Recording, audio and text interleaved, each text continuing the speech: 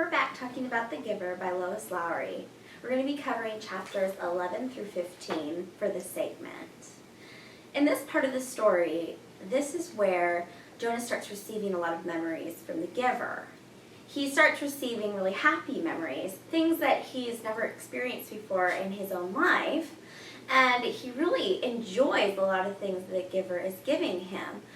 For instance, The Giver shows him what it's like to ride a sled down a snowy hill.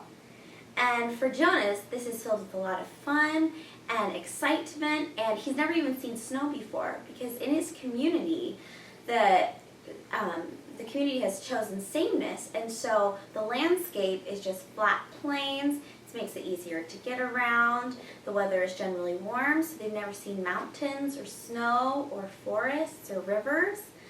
So for Jonas, this is a really new experience, even though maybe for some of us, the snow seems a very typical thing to do. Now, he starts with happy memories, but earlier in the book, when Jonas has been given his title as Memory Keeper, they say that he's going to be going through indescribable pain. Well, he keeps wondering what that is, and The Giver finally starts giving him memories where he starts to understand what it means to feel pain. In his community, he's never really felt pain before. If you can remember back at the beginning, it talks about how if you feel an ache or anything, that you get a pill and it's quickly taken care of. The environment is just so safe. No one ever breaks a leg or has to get stitches or anything like that. So for Jonas, what he ends up experiencing is something really new. The Giver ends up giving him a memory where he breaks his leg while riding the sled. But the Giver says that this is not indescribable pain, but for Jonas, this is probably the most pain he's ever felt in his life. As the book goes on, Jonas starts to really understand what the elders were meaning by him experiencing indescribable pain. And even though he's experienced a broken leg, that's really only physical pain.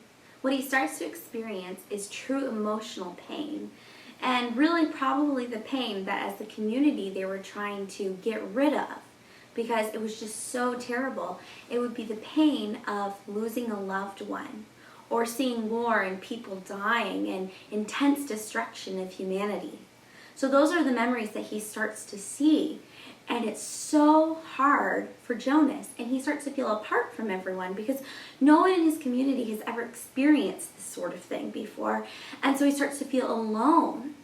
But also at the same time, the Giver does balance his bad memories with good memories, and Jonas starts to have memories that make such indescribable happiness within him that he starts to understand that you sort of need a balance, and that it's so important that even though if we experience really sad things, there's also intense happiness on the other side, and to live without that intense happiness is almost like not living at all. And he starts to realize that the people around him are more like robots. They feel nothing deeply, whether it's pain or happiness or joy. Another aspect that you start to find out about the community is they've also erased color. So everyone sees everything in black and white. This was to promote sameness because the idea that color would separate people. Well, Jonas starts to see color. He sees the red of an apple or the red of the flowers or the red of his friend Fiona's hair. And it's so beautiful that he wants other people around him to experience it. But they can't because community has chosen to erase all sense of beauty in that sense. Now, as he starts to weigh the pain versus the beauty of the world, he starts to realize that in order to really live, you must have both. Now that Jonas has discovered that love is truly the most important thing in the entire world, he starts to concoct a plan with the Giver in order to erase sameness within his community.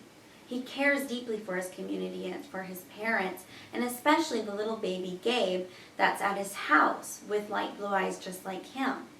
And he wants them also to experience the things that he does, and especially to experience love between each other, even if that does mean that they might experience pain and fear and destruction within their community, that everything can be sacrificed for the sake of love.